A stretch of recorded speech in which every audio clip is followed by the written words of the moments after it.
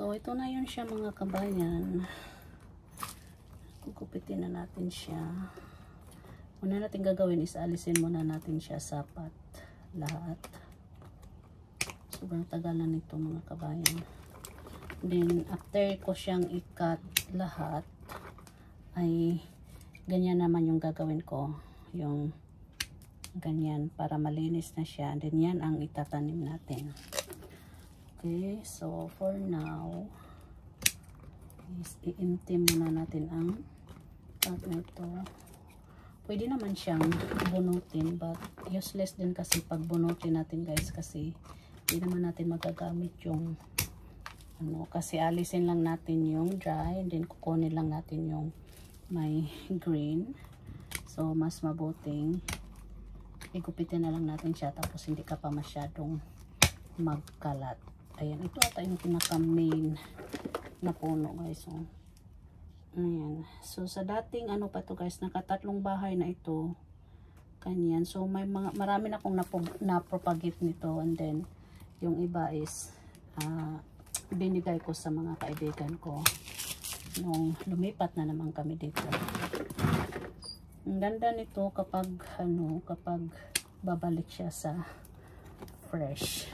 Kasi ganito ang mangyayari. Kahit yung ano, yung mga barbecue, yung buttons guys, yun din ang gagawin ko, yung ating variegated at saka yung giant form natin na buttons. So, ganito na rin yung nangyayari. So, hopefully magawa ko rin sila, and then mapapakita ko rin sa inyo.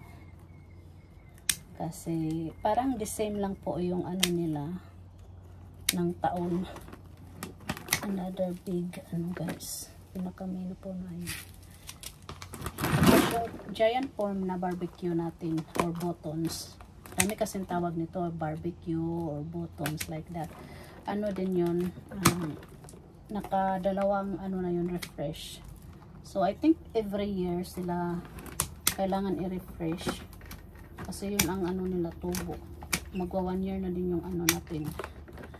So malapit na tayo mga kabayan. Diba, mas maganda kapag ganitong paraan.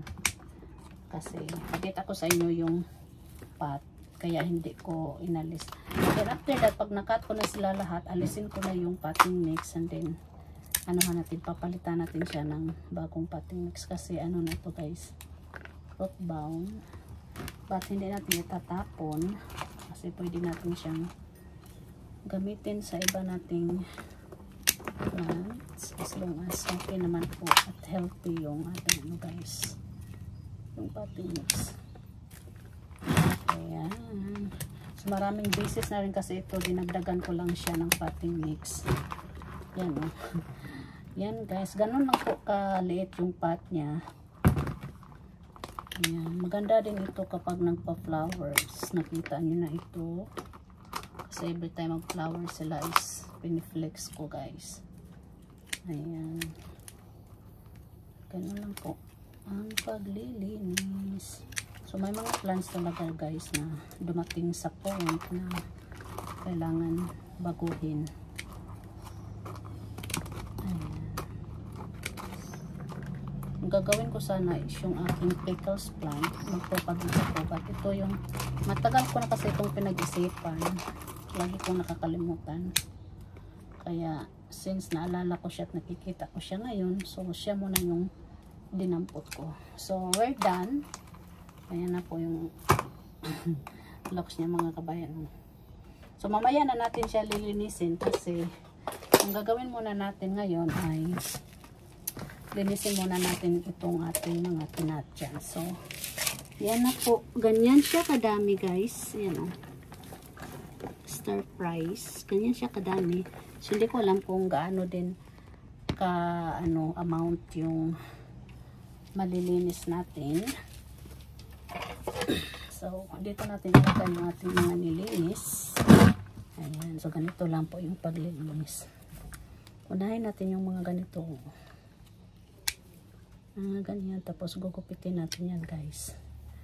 Ayan, so yan, pwede pa yan siyang i-cut sa dalawa. So mamaya na natin yan siya ano. So one step at a time lang tayo mga kabayan, para maganda. Ayan. Baby jade necklace. So, bihira na lang kung makakita ng mga ganito na variety sa mga shop, guys. Kaya kailangan ko silang i-save, propagate, and then pag dumami na uli, pwede natin siyang ibenta. So, kapag ganyan, natira guys, kahit dry na po yung ano nito, ganyan, no? Pwede nyo pa po yung itanim kasi buhay pa yan siya, mga kabayan. Yan, oh, buhay pa po yan siya. Yan. So, ang nangyayari lang is nagda-dry yung buttons. So, ganun lang yung pagtanim. Pwede natin siyang itusok. So, itatabi muna natin siya dyan. So, kinukuha ko muna yung mga medyo need natin gamitin like this one. Yan. Diba? So, kahit na ganito guys, kung titingnan nyo patay na siya, pwede po yan itanim. So, ang gagawin ko kasi nito is doon ko siya itutusok doon sa ground. Doon sa my cactus garden kasi doon ako nagtutusok ng mga pinang-refresh ko na ganito yung itsura kasi may ano po talaga sila na mabubuhay pa guys. Ayan. So, yan po yung ating ayan. So, papakita ko na lang po sa inyo ang update mamaya mga kaibigan. Kasi sobrang dami po ng lilinisin ko dito. Ano, para akong naglinis ng gulay. Ganyan. Baka abutin tayo ng siyam-siyam. So, papakita ko na lang po sa inyo mamaya uli kung paano ko siya itatanim. So, yan kasi marami pa nating gagawin dyan. So, thank you everyone.